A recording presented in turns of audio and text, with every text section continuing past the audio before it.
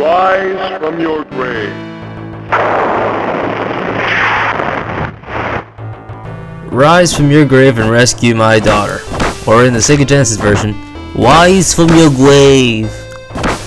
I am playing the Nintendo Wii Virtual Arcade version of Altered Beast here.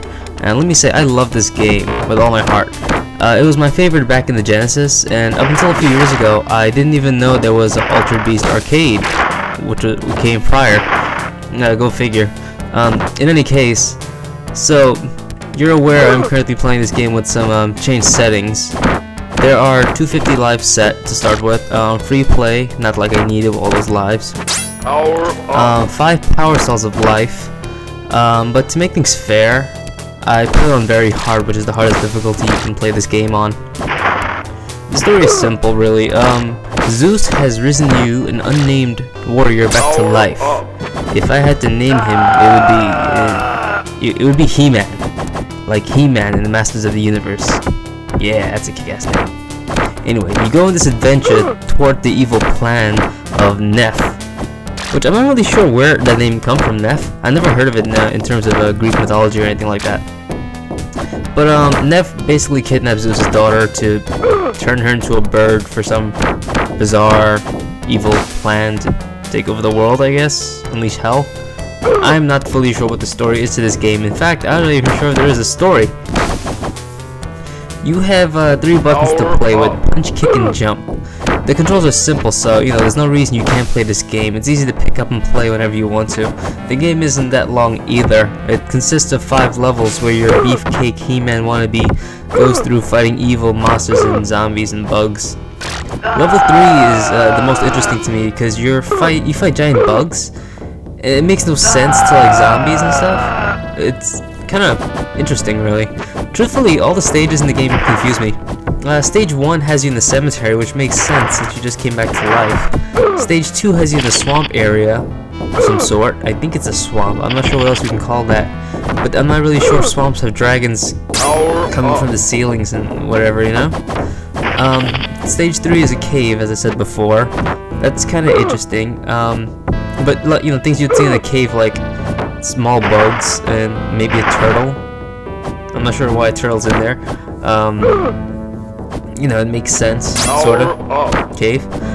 Stage 4 is a chapel-like area or some important building because the final boss is like shrunken down images in the background as a monument. And the final stage is hell itself. I really don't know how all these stages are connected or how they could be connected. From cemetery to swamp to cave to castle to hell. I guess they could have worked on the story mode a bit more. Every time you finish a level, there's gonna be a cutscene where you see basically what's going on with the princess and Neph, and it basically shows him turning her into a bird for his evil plans, whatever the hell they may be.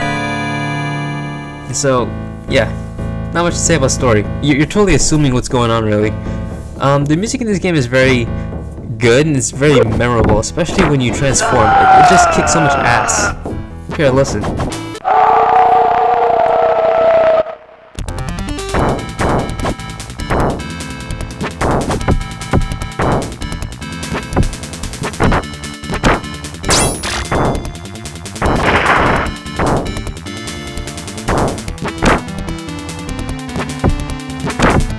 All of the bosses in this game could be won easily or difficulty, as long as you know their weakness. I've been playing this game so much and so long that I know most of the boss's weaknesses by head.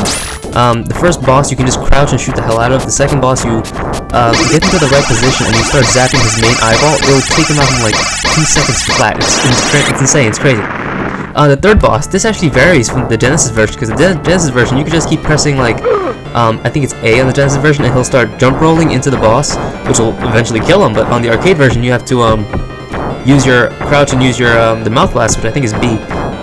In the arcade, you keep mouth blasting him until his head pops up, then you jump and roll, or you can just keep mouth blasting the hell out of him, which works very well also.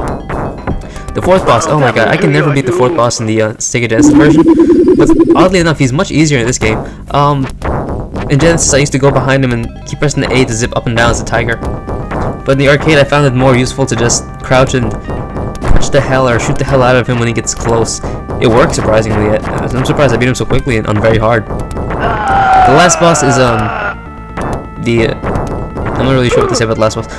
If you're smart and you're quick, you can just crouch, shoot him 3 times, use your flying kick to get away from him, crouch, shoot him 3 more times, your fly kick to get away, or you can just jump and fly kick directly over his head. You will hit him and he will get hurt.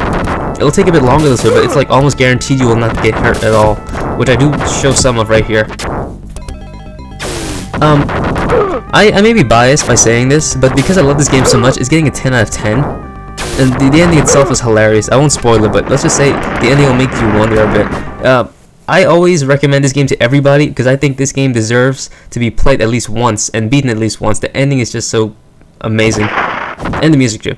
And it's fun to play and everything. I mean, I'll buy this game over and over for things. I have it on. My cousin has it on the Sega Genesis. I have it on the Dreamcast Sega Smash Pack. I have it on the Sonic and Genesis Ultimate Collection. I have it on my Wii. I had the original on my Wii before.